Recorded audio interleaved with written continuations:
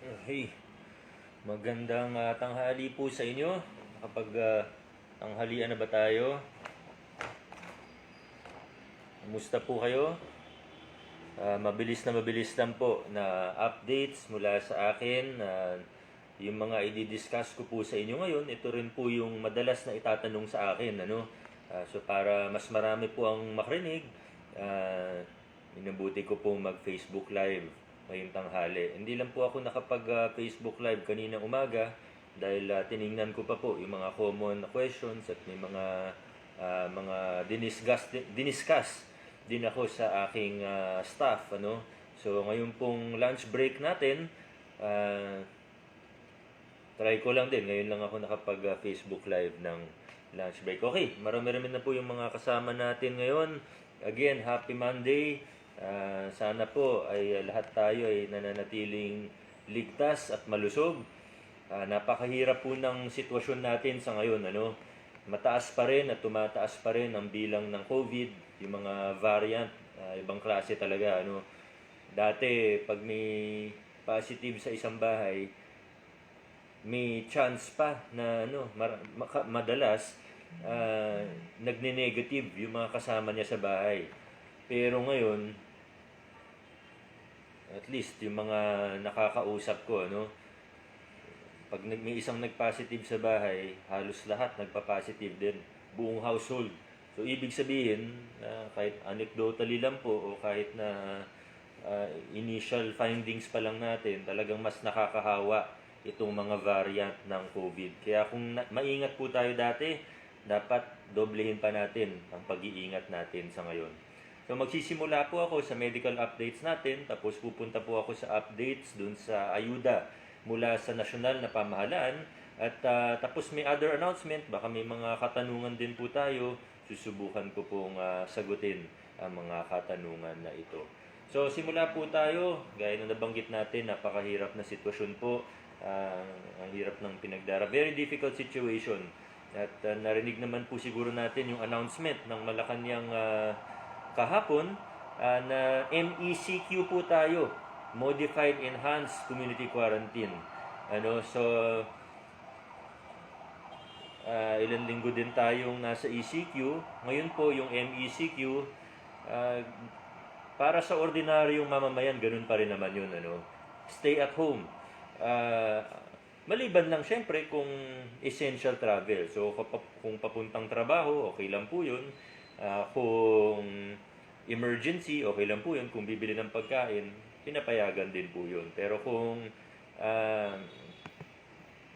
tatambay lang po tayo o may bibisitahing kaibigan, kahit kamag-anak, huwag na po muna. Pagpaliban na po muna natin. So, yun po yung MECQ. Ang sabi po, meron daw press briefer ang Malacanang, si Secretary Roque mamaya. Abangan na rin po natin. Baka may konting changes, lalo na para sa mga businesses, mga restaurants. Tingnan natin ano po yung sabihin, kung pwede ba yung dine-in, na kung alfresco lang. May narinig rin tayong announcement na ganun. Antayin natin yung clarification. Di ko lang po alam kung anong oras yon, pero abangan na lang po natin. Baka maya-maya po yan. So, isa sa mga adjustment na ginawa natin bago po ako pumunta dun sa vaccination, tapos sa update patungkol sa sa ayuda, ay nagbukas po tayo ng isang holding area. Ito po yung recommended ng experts natin dahil ang nagiging experience natin sa ngayon, halimbawa yung PEU natin, may tumawag sa hotline, responde yung PEU natin, may pagkakataon na yung ambulansya or yung pasyente na sa loob ng ambulansya, 3-4 na oras, walang mapuntaan na ospital, walang tumatanggap na ospital. Dito sa Pasig, pati sa mga kalapit nating probinsya at LGU, yan po talaga yung nagiging problema natin sa ngayon. So, recommended ng experts natin na nagbukas tayo ng isang holding area. Sa ngayon, 5 kama pa lang, pero hanggang mga 15 beds po yung kaya nito. Ngayon, may mga iba tayong staff na medyo hesitant din dito, lalo na siguro yung PEU natin. Naiintindihan ko naman kasi parang pakiramdam na rin, nabawasan pa sila ng tao na magre-responde sa ating mga ambulansya. Pero Yun nga yung nagiging problema eh. Wala tayong mapagdalhan dun sa mga moderate cases natin. So ito po yung isa sa adjustment natin. Para siyang extension ng ER. And you know, hopefully makatulong ito habang hinahanapan sila ng ospital na tatanggap sa kanila, habang nag-aantay na may bakanting kama sa ospital, dun muna sila sa holding area natin na parang extension ng ating emergency room ng COVID Referral Center. At least doon, may nagbabantay na may gamot, may medical supplies, may oxygen, may nurse na nagbabantay, may doktor na nakasupervise. Ayan po. So ngayon, pupunta na po ako sa bakuna. Yung vaccination program natin. Yan, suot ko po yung t-shirt natin. Vaccination team ng lungsod ng Pasig. Natutuwa po ako kasi yung initial feedback ay magaganda. Ano? Lalo na yung para sa mga senior citizens at may comorbidities. Yung sa healthcare frontliners natin, nung nagbukas tayo sa walk-in, dun tayo medyo nagkagulo. Ano? Dun humaba yung pila, dun nagkaroon na parang dinagsa yung mega parking natin na vaccination site. So nag-adjust naman tayo kaagad. At ngayon, strictly no walk-in. Alam nyo, laki talaga ng lungsod ng Pasig. Kaya pag sinabi mong pwede ang walk-in, kahit anong site yan, kahit kung sa Pinagbuhatan man yan, o dito sa mega parking natin, o sa Pasig LM, talagang dadagsayin. Ano? Kasi higit sa 1 milyon na ang Pasigenyo. Kaya kailangan organize lang tayo, no walk-ins. Okay, so wag po tayong mainip. Nanay ko nga mismo hindi pa nababakunahan. Baka next week or this weekend pa po yung schedule ni Mama, no? Si Mama, isipin niyo 60, baka magalit pala kung sabihin ko kung ilang taon na siya. Senior citizen, no? Alam niyo naman senior citizen si Mama. Sabihin ko na, hindi naman siguro siya magalit. 67 years old, nasa Google naman yan kung i-search ninyo eh. 67 years old po ang nanay ko. May comorbidities din po siya. Hindi ko na po sasabihin kung anong comorbidities niya. Lumalabas pa siya pag may trabaho. So, dapat rin talaga mabakunahan. Pero, walang palakasan, dumaan po sa tamang proseso. Nag-fill up siya ng form. Hinihingi niya pa nga sa akin yung link. Sabi ko, tingnan mo na lang sa tingnan mo na lang sa PIO kung saan yung link.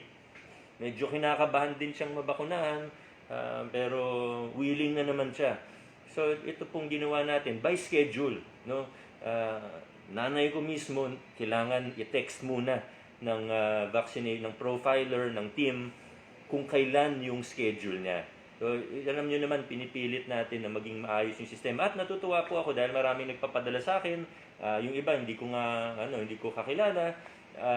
Na ito po, bakunahan na kami, ganyan. Nabakunahan na yung nanay ko, yung lola ko, yung lolo ko. So, nagiging maganda po yung sistema, ano, at hindi nagkukumpulan. Yan ang importante kasi pupunta nga tayo sa vaccination site, nagkukumpulan naman tayo, ay baka dun pa tayo magkahawaan. So, strictly by appointment, hindi lang namin masabi way in advance ano kung kailan. So, halimbawa, hindi namin masabi na April 30 ka mababakunahan. Hindi pa namin kaya yun sa ngayon. Kasi limited yung supply natin ng bakuna. Sana maintindihan po natin yan. Ano? Buti kung 1 milyon na yung supply ng bakuna na nandito hawak natin. Pero hindi po. Yung pinag-uusapan natin dito, paulit-ulit natin sinasabi, global supply chain.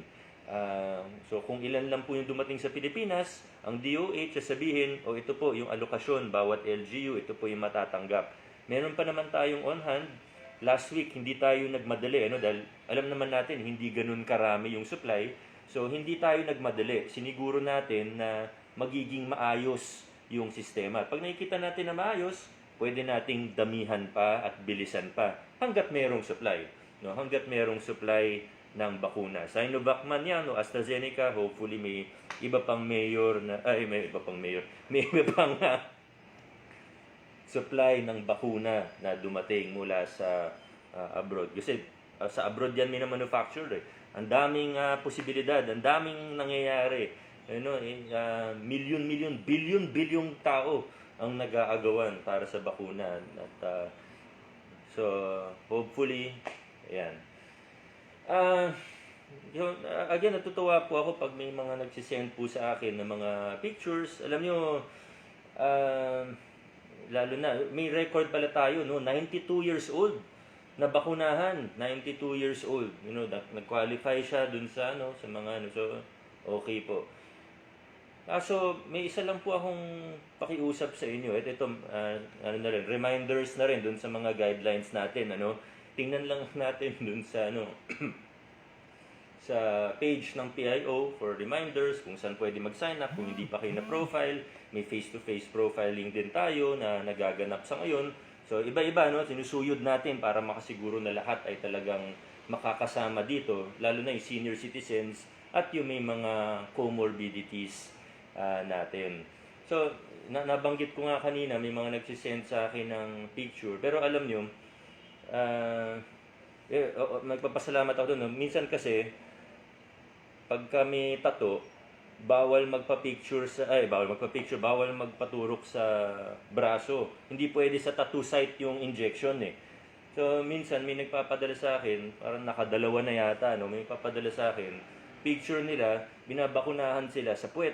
Ngayon, okay lang naman na mabakunahan sa puwet, normal yan, medical naman ang usapan. Pero pakiusap, huwag nyo na po isend sa akin. Alam nyo, ang dami ko na pong iniisip. Huwag nyo na po idagdag yung puwet ninyo sa iniisip ko, So, yun po. Pag sa braso, okay lang, isend nyo sa akin. Pero pag mga iba sa puwet, huwag nyo na po isend. Ayan. So, speaking of puwet, ingat po tayo sa fake news, Kanina, may pinost ako sa IG story ko, maraming nag-get well soon sa akin. Ba't nag-get well soon sa akin yung mga ibang kaibigan ko? Meron pa kamag-anak ko, nagte-text sa akin, get well soon. Wala man akong sakit.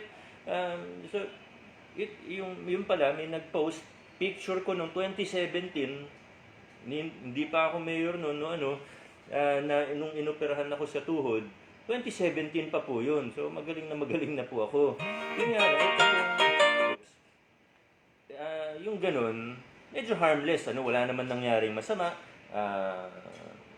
May kumalat na fake news, di okay lang. Pati yung mga fake quote ko na yung sa social worker, yung iba sa inyo, nakita niyo po siguro yun, mga fake quotes. Ngayon, yung mga iba, harmless. Pero masama po niyan, paano kung hindi na harmless? Paano pag nahaluan na ng politika? Paano pag nahaluan na ng tungkol sa bakuna na fake news? Kailangan po maging mapanuri tayo. So mag-ingat po tayo, doble, triple ingat, maging mapanuri tayo sa social media. Tuwing may nababasa tayo sa social media, magdalawang isip po tayo. Isipin natin, baka edited yan, baka fake po yung quote, baka inimbento lang yan, baka wala sa konteksto, baka may nag-repost lang pero luma na pala. Kailangan, ganun na po yung pag-iisip natin sa Facebook, grabe po talaga. So yung mga iba, harmless, pero yung iba, may masasaktan, harmful na po yung iba. Moving on, sa ayuda mula sa nasyonal na pamahalaan, nagpapasalamat po tayo sa nasyonal dahil meron pong karagdagang ayuda nung bumalik tayo sa ECQ. Pero paalala lang po, gaya ng announcement ni Presidente at ng kanyang spokesperson, hindi po lahat ay mabibigyan. So kung kaya naman po, gagawin natin. Pero sa ngayon, inaamin po namin ng nasyonal at ng lokal, hindi talaga sapat yung pondo para mabigyan po lahat-lahat. Kaya kailangan unahin natin yung mga mas nangangailangan, yung higit na nangangailangan. So, may pinagkuhanan po tayo ng tiningnan natin magkano ba yung pondo na naibaba sa atin. Ito po ay 600 plus million pesos. So, kailangan po unahin natin yung mga pockets of poverty, yung mga nasa listahan ng DSWD. Alam kong hindi perpekto yung listahan. Pero pag tinignan nyo naman po, at pag matapos na po ang lahat ng ito, makikita nyo po, yung average na nakatanggap, mas mahirap po talaga dun sa average na hindi nakatanggap. So, hindi man perpekto, baka may makasingit na paisa-isa, pero sigurado po, on our end, sa end ng lokal na pamahalaan, wala pong palakasan dyan. Tinitingnan lang po natin yung best way na ipamahagi ito sa higit na nangangailangan. Ngayon, dalawang estilo po ng pamamahagi po ang ginamit natin. Una po, yung sa PayMaya, yung digital payout. Nakasalang na po sa PayMaya yan, nag-aantay na lang tayo ng Go Signal. Ito po yung may mga phone number na tayo dahil nandun po sa listahan natin ng for SAP dati, lalo na yung mga hindi pa rin nakakatanggap ng second tranche. Hindi ko po kaya sabihin kung kailan matatanggap yung second tranche, pero ito pong additional na ayuda, sana makatulong po kahit papano. Yung 1,000 per individual, maximum of 4,000 per family. Tapos, yun po, no? So, una, PayMaya, digital payout dun sa may mga phone number na kami. Pero yung pangalawa ho, dahil hindi naman po lahat ay maihingan natin ng phone number pa, ay house-to-house payout. Bakit tayo nag-house-to-house payout? At saan po yung house-to-house payout? Sagutin ko po yung pangalawang tanong muna. Ginawa po natin na house-to-house dun sa mga pockets of poverty. Ang pockets of poverty, ito po yung identified ng DSWD, katulong po ng CSWD natin, kung saan po yung mga lugar na mas marami ang mahihirap. Kung saan concentrated ang bilang ng mahihirap. So kasama po dito yung mga depressed communities kung tawagin. So ito pong house-to-house natin, more than 30 million pesos na po ang nadidistribute natin. So ibig sabihin, mga 30,000 plus individuals na rin po ang nakatanggap. Medyo marami na yung nabigyan sa Manggahan, Santolan, pero hindi pa po tapos, pati dun sa dalawang barangay na yun. Nakikita ko sa comments, yung iba nakatanggap na, yung iba hindi pa. Basta sa Pockets of Poverty, hindi lang tayo nag-announce way ahead of time. Kasi defeats the purpose eh. Kumbaga, tinanggal nga natin dun sa payout site o ginawa natin house to house para hindi magkumpul-kumpul yung mga tao. Kaso sa experience natin, pag nag-announce ka na, uy, sa Barangay X at sa Street X, sa Purok X, magbibigay tayo bukas. Bukas ng umaga, napakarami ng tao dun. Yun yung nakita natin sa karanasan natin sa pagdidistribute ng ayuda. So, minabuti po natin na wag na munang i-announce, basta Pocket of Poverty, mapupuntahan po yan. Wala na munang announcement kung kailan. Yung house to house, mas mabagal siya ng konti kaysa kung may payout side. Kunyari, pinapunta natin sa covered court lahat ng pangalan. Kaso, sa panahon ngayon na COVID variant, napakadelikado, ay mas pinili natin na mag-house to house. Tumagal man ng konti, okay lang po, basta ligtas tayo. Yun po ang pinakamahalaga sa lahat. Pinaka-importante sa lahat, ligtas po tayo. Okay ho? Ngayon, MECQ, pero nasa alternative work arrangement pa rin po ang ating City Hall. Pasensya na po kung may mga delay sa ibang mga bagay. Hindi po talaga may iwasan, may mga maantala ng konti. Pero tuloy-tuloy naman, halimbawa, yung mga engineering works natin, katulad yung mga maliliit, lalo na yung pagpapalit ng manholes, yung declogging, at nagagawa naman ito ng relatively mabilis ng ating engineering department. Pati yung street lighting natin, tuloy-tuloy po yan. Hopefully, by this year, matapos na natin yung 4,000 street lights na ipapakabit natin sa iba't ibang lugar at kalsada sa lungsod ng Pasig. Nagsimula rin po tayo nung nakaraang linggo. Nagpapasalamat po tayo sa Meralco at sa iba pang mga malalaking kumpanya na tumulong. Pero pinungunahan po ng engineering department natin yung untangling ng mga spaghetti. Yung mga nagbubuhol-buhol na kable, napakarami niyan sa lungsod natin. At yung iba dyan, ilang taon na, naka-spaghetti na buhol-buhol. So, may mga ibang lugar po na simulan na at hopefully magtuloy-tuloy po tayo dun sa proyektong ito. So, meron po bang mga katanungan? Parang yun at yun lang din. Shoutout lang at ang aking pasasalamat sa ngalan ng mga Pasigenyo sa Shop and Share. So, www.shopandshare.store. Nag-donate po sila ng 1,000,000 piso para sa ating vaccination program. So, i-earmark lang po natin kasi sa ngayon wala pa naman available na bagong manufacturer na pwede natin pag-orderan. So, ito po sina Ate Angel Luxin, sina Miss Ann Curtis, nag-donate po sila ng 1,000,000 pesos. Idadagdag po natin yan sa vaccination fund natin. Nag-order na tayo ng 400,000 doses ng AstraZeneca. Wala pa po yung order natin. Ganun din naman sa ibang LGU, wala pa po yung order nila. Pero hopefully dumating na by third, maybe fourth quarter, tingnan natin. I'm sure they will do the best that they can. So ito pong 1 million na dinonate through Shop and Share nina at Angel, nina Miss Ann. Thank you, thank you. Mga 31 sila sa listahan na tumulong. Hindi ko na mababanggit lahat. Basta maraming salamat. Dinonate nila to. Walang fanfare, walang media.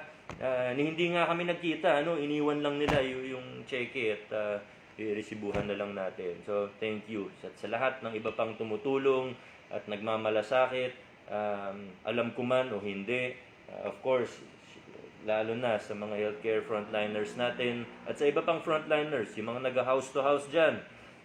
Alam kong di nyo na trabaho yan, pero ginagawa nyo pa rin at hindi kayo nagrereklamo.